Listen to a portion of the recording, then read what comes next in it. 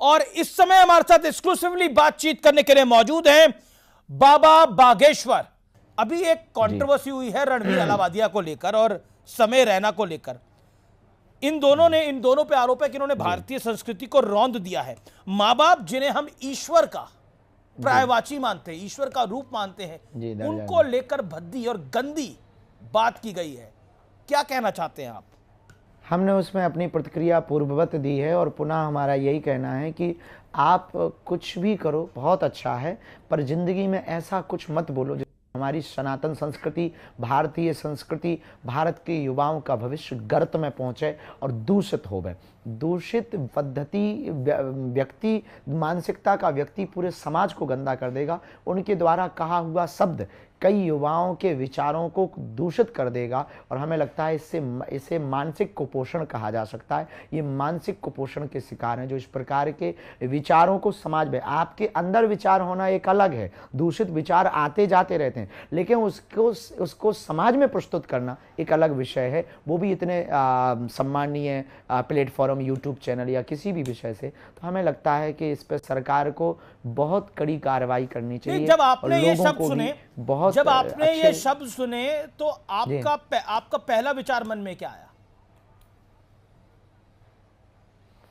फूहड़ता लगा कि ये शुद्ध फूहड़पन है और शुद्ध एक हिसाब से ये अब क्या कह दें, बदतमीजी है, यूं कह दें। अब ज्यादा कुछ कहेंगे तो लोग कंट्रोवर्सी करेंगे। नहीं, ज्यादा इसमें कंट्रोवर्सी तो हो गई है। सुप्रीम कोर्ट ने बोला है कि ये गंदे दिमाग की उपज है, इससे भद्दा सोचा नहीं जा सकता है। ये तो ऑनरेबल सुप्रीम कोर्ट ने बोला है। हाँ जी जी जी, बिल्कुल बेझिझक, इससे तो गंदा कुछ हो ही नहीं सकता। लेकिन ये आने वाली जनरेशन के लिए, जो जनरेशन इनको देखती है, उनको बाबा आप क्या कहना चाहेंगे? वो आपको भी फॉलो करते हैं, क्या कहना चाहते हैं आप उनको? उनको लगता है ये कूल है। आप देखो सबको नहीं, स्वतंत्रता के नाम पर अर्धनग्नता एवं दूषित और वासना की बातें प्रस्तुत करना या परोसना, इसे स्वतंत्रता नहीं कहा जा सकता। इसे कहा जा सकता है कि वासना का काम बनाना। इसे कहा जा सकता है कि आप यौन उत्पीड़न को बढ़ावा देना। आप खुलेपन के नाम पर भारतीय संस्कृति का शुद्ध मजाक बनाने की बात कर रहे हैं, अपनी सनातन संस्कृति को शुद्ध दूषित करने की बात कर रहे हैं। भारत जिसके लिए जाना जाता है, चरित्र के लिए जाना जाता है, उस चरित्र का आप हनन कर रहे हैं स्वतंत्रता के नाम पर। जी, लेकिन कुछ लोग कहते हैं कि इनको माफ कर देना चाहिए, इनकी पहली गलती है। आप इस पक्ष में हैं बाबा? हम बिल्कुल भी इस पक्ष में नहीं है। माफ, क्योंकि गलती जो सहज हो वो माफ की जा सकती है। ये वो गलती है कि बहुत विचित्र गलती है, हमें तो नहीं लगता कि ये माफी योग्य गलती है। फिर जो कोर्ट निर्णय ले, समाज निर्णय ले, हम समाज नहीं है, पर हमारी मति अनुसार ये माफ के योग्य नहीं। जी, महाकुंभ चल रहा है, करोड़ों श्रद्धालु वहां पहुंच रहे हैं और कुछ दर्दनाक घटनाएं भी हुई हैं। ममता बनर्जी जो कि बंगाल की मुख्यमंत्री हैं, उन्होंने तो ये यहां तक कह दिया है कि ये महाकुंभ अब मृत्यु कुंभ हो गया है। इस पर आप क्या विचार रखते हैं?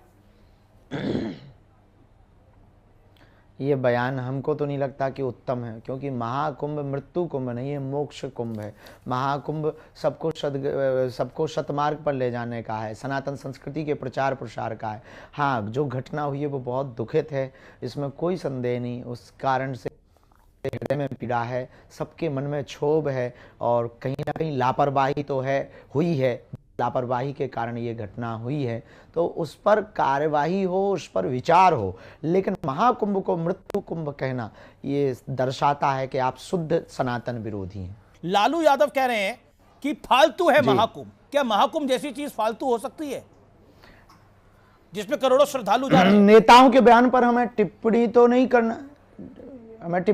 करनी चाहिए, पर हम एक बात स्पष्ट कर देना चाहते हैं कि अगर महाकुंभ फालतू है तो हज यात्रा भी फालतू है, चर्च में जाना भी फालतू है, चादर चढ़ाना भी फिर फालतू है, फिर तो कैंडल जलाना भी फालतू है, फिर तो जो है बुद्धिज्म को मानना भी फालतू है।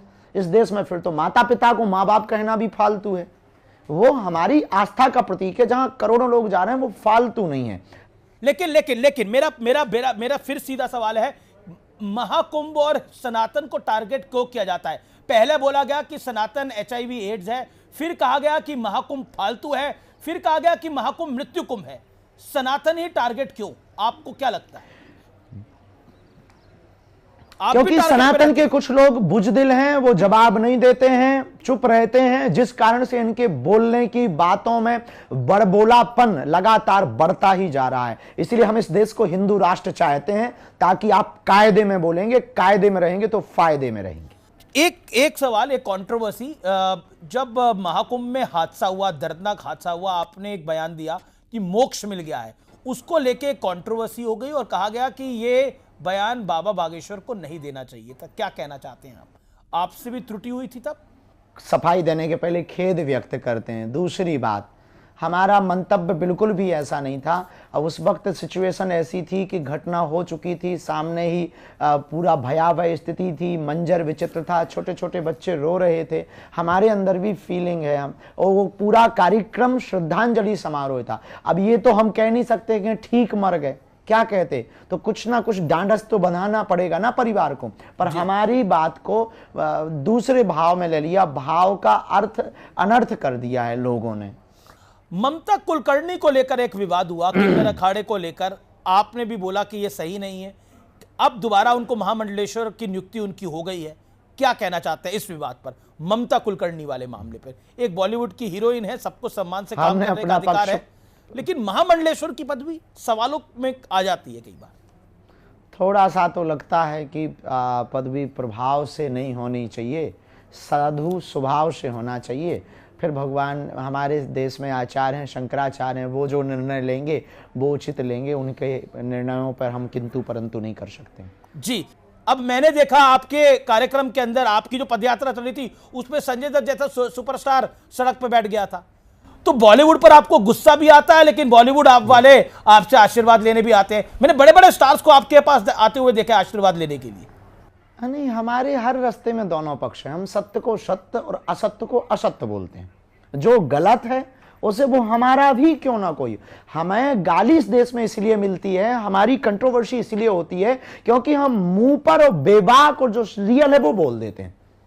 मेरे आखिरी दो सवाल हैं। लोकसभा चुनाव में भारतीय जनता पार्टी की मन मुताबिक सीटें नहीं आई थी, 240 आई थी, बीजेपी पीछे रह गई थी और ऐसा लग रहा था कि अब पीछे की तरफ जाएगी। लेकिन प्रधानमंत्री ने नारा दिया, एक है तो सेफ है। योगी आदित्यनाथ ने नारा दिया, बटोंगे तो कटोंगे, और बटोंगे तो कटोंगे पे आपने बोला इसमें गलत बात क्या है? क्या आपको लगता है कि इसी वजह से हरियाणा, महाराष्ट्र और दिल्ली में प्रचंड जीत हुई है? ये जो हिंदू डिवाइड नहीं हुआ, आप क्या कहना चाहते हैं इस विषय पर? आप भी कहते हैं हिंदू डिवाइड नहीं होना चाहिए, पर हम राजनीति के लिए नहीं कह सकते। क्या सबको अपना अपना अधिकार है वोट देने का, वो अपने हिसाब से वोट दें। तो भारत तो आज़ाद है, स्वतंत्र हैं, तो वो वोट डालने वाले भी स्वतंत्र हैं। पर जो देश के लिए काम करे, राष्ट्र के लिए काम करे, सनातन के लिए काम करे, उसी को जो है गरिमामय पद पर बैठना चाहिए। क्या जातिगत जनगणना होनी चाहिए और आप बटोंगे तो कटोंगे के समर्थन में हैं? दो सवाल। जातिगत जनगणना के पक्ष में हम बिल्कुल भी नहीं है। अगर गणना ही करनी है तो अमीर और गरीबों की कर दो। आप कितने अमीर हैं और कितने गरीब हैं। पर राहुल गांधी तो और अखिलेश यादव, केजरीवाल सब कह रहे हैं होनी चाहिए जातिगत जनगणना। अब उनका अपना निजी मत है, सबको अपना मत बोलने का अधिकार है। जातिगत जनगणना से देश गृह युद्ध की तरफ चला जाएगा, और जातिगत जनगणना करके करोगे भी क्या? जनगणना इसलिए की जाती कि और कितने स्टेशन, पुलिस स्टेशन, हॉस्पिटल खोले जाएं, भर्ती निकाली जाए। पर अगर जातिगत जनगणना करेंगे तो देश गृह युद्ध की तरफ जाएगा। और हम सबको भारतीय बनाना चाहते हैं ना, हम जातियों में बांट करके सीमित और संकुचित क्यों नागरिकों को करें? भारत के लोगों की सोच व्यापक करें, राष्ट्रव्यापी करें, नेशनलाइजेशन को बहुत ज्यादा बढ़ावा देना। कास्टिज्म से हमें ऊपर उठ के राष्ट्रिज्म की तरफ जाना पड़ेगा। ये बड़ी लाइन बोली आपने, कास्टिज्म से ऊंचे उठकर हमें राष्ट्रिज्म, नेशनलिज्म की तरफ जाना पड़ेगा। एक चीज जो कि आरएसएस चीफ ने हाल में बोली और उस पर आपकी राय लेनी जरूरी है। उन्होंने बोला, मोहन भागवत जी ने कहा कि हिंदू समाज को इकट्ठा होना होगा। क्या आपको लगता है हिंदू समाज एक नहीं है? अभी तो नहीं है। आप मानते हैं इस बात को? अगर होता तो मणिपुर नहीं जलता, अगर होता तो बहराइच की घटना नहीं होती, अगर होता तो हम पर ही इतनी टिप्पणियां नहीं होती, क्योंकि हम विदेशी थोड़ी हैं, हम भी तो हिंदू ही हैं और हमारे ही लोग हम पर टिप्पणी कर रहे हैं और हमारे संतों पर टिप्पणी कर रहे हैं, महापुरुषों पर टिप्पणी कर रहे हैं, महाकुंभ पर टिप्पणी कर रहे हैं, गंगा पर टिप्पणी कर रहे हैं, तो राम पर टिप्पणी कर रहे हैं, मंदिरों पर टिप्पणी कर रहे हैं। इसलिए तो हमने 23 फरवरी को सोचा है कि सबके मुंह पर तमाचा लगेगा कि जब अस्पताल में मंदिर नहीं, मंदिर में अस्पताल होंगे, वहां कृपा भी मिलेगी और दवा भी मिलेगी और बुंदेलखंड के इतिहास में यह लिखा जाएगा। अक्सर हमने हॉस्पिटल के अंदर मंदिर देखे हैं, लेकिन यह पहली बार होने जा रहा है बाबा कि बागेश्वर धाम में अंदर अस्पताल बनेगा। तो भगवान की कृपा हुई, मन में संकल्प जगा, सबका सहयोग मिला, तो अब हमने प्रण लिया कि अभी तक अस्पतालों में मंदिर थे, अब हम मंदिर में अस्पताल बनाएंगे, वो भी बुंदेलखंड में जी। और लेकिन वो भी बागेश्वर धाम पर। कैंसर हॉस्पिटल ही क्यों, कैंसर अस्पताल क्यों?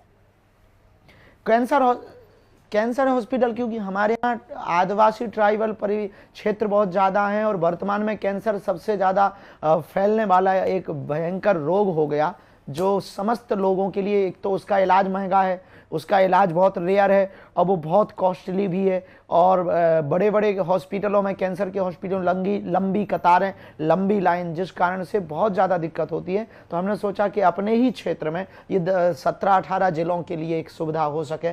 मेरा आखिरी सवाल है, मैं 3 आपसे नाम लूंगा, एक एक करके, एक एक लाइन में आपको जवाब देना है। मैं 3 नाम लूंगा आपके सामने। मैं पहला नाम ले रहा हूं अभिमुक्तेश्वरानंद स्वामी जी का। ठीक है, महापुरुष हैं और वो अपना कार्य कर रहे हैं, अच्छा है जी। दूसरा नाम जो है वो है ये जो ब्रॉडकास्टर लॉबी है, जो पॉडकास्ट करते हैं, और इसमें जो रणवीर अलाहाबादिया, समय रैना, इनके बारे में एक लाइन में आप क्या कहना चाहेंगे? समय के साथ चलो, समय से आगे चलने की कोशिश करोगे तो गिरोगे। जी। अच्छा, अमेरिका के नए राष्ट्रपति बने हैं डोनाल्ड ट्रंप, उनके लिए एक शब्द आप कुछ कहना चाहेंगे? कान के कच्चे ना रह करके सबको लेकर के चलना चाहिए। तो हमें लगता है कि मैत्रीय देशों से मित्रता प्रगाढ़ रहेगी। जी जी। और अरविंद केजरीवाल के बारे में आप क्या कहना चाहेंगे एक लाइन में? आपके तो प्रिय हैं अरविंद केजरीवाल काफी। ठीक है, बहुत अच्छा है। हाँ, हमारे तो सभी लोग जुड़े हुए हैं, वो भी हमारे अपने हैं, सब हमारे हैं। क्यों? अच्छा, क्यों हारे अरविंद केजरीवाल? हारे क्यों? आपको क्या लगता है क्यों हारे?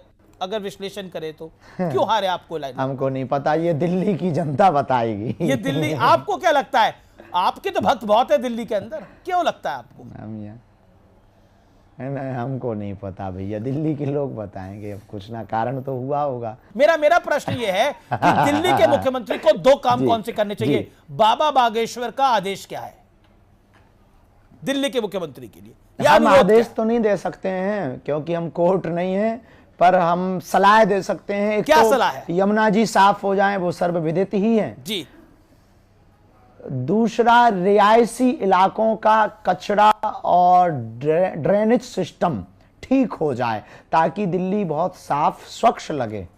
अच्छा, एक सवाल सोशल मीडिया पे आपके लिए आया है, अब मुझे हिचक हो रही है पूछूं कि नहीं पूछूं, लेकिन मैं पूछ लेता हूं, माफी के साथ पूछ लेता हूं। कहा जा रहा है कि आप इतने हैंडसम हैं, इतने स्मार्ट हैं और आपकी तो शादी की उम्र भी है, तो बाबा शादी करने का विचार करते हैं या नहीं करते हैं? करते हैं करते भी हैं विचार, और जल्दी ब्याह भी करेंगे और आपको भी आमंत्रण कार्ड देंगे, न्यूज़ 18 को भी आमंत्रण कार्ड देंगे। सूट अभी से मत सिलवाना, छोटा पड़ सकता है। पहले कुछ हमारे सपने हैं जो हम जगते हुए देख रहे हैं, वो हमें सोने नहीं दे रहे। हमें पहले इस बुंदेलखंड के लिए कुछ करना है फिर। तो मतलब कितने महीनों का या सालों का या दशकों का इंतजार करना पड़ेगा? नहीं, दशकों का नहीं, बस जल्दी ही हो जाएगा। जल्दी हो जाएगा, जल्दी हो जाएगा। हम 95 साल में थोड़ी करेंगे। जी, बाबा बागेश्वर, आपका बहुत बहुत धन्यवाद, और आप बहुत बड़ा काम कर रहे हैं, कैंसर हॉस्पिटल बना रहे हैं, बहुत बड़ा काम कर रहे हैं। इसके लिए आपको, आपका बहुत बहुत अभिनंदन है। बहुत बहुत धन्यवाद हमारे साथ जुड़ने के लिए आज।